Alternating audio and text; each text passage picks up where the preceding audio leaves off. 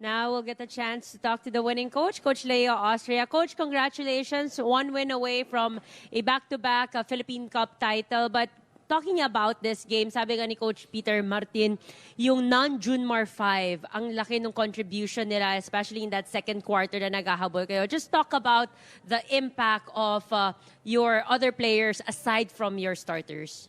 Yeah, first of all, shout out muna do sa 8 flavors of Bacolod. They keep on watching the PBA. Every game, nanonood sila. Sana mabusog kayo dyan.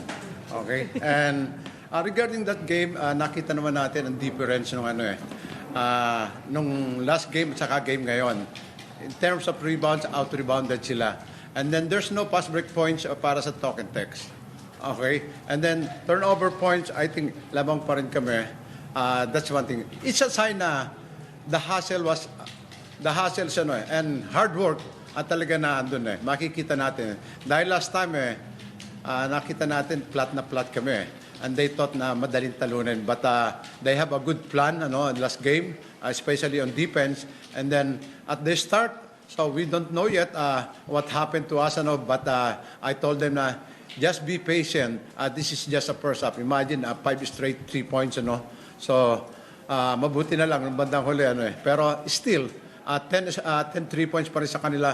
We have to do something about their perimeter shooting because of the makikita natin yung points of pains nila at 22, unlike last time it's a 40.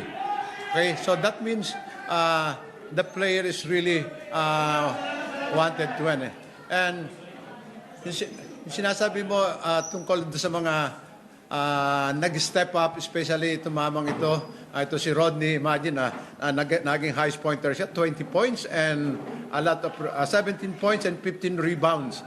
Yun ang na-miss ko sa kanya last time and 1, 2, 3, 4, 5 7 players in double figures, guys, and it's a team effort yung nangyari and thank God we got this win.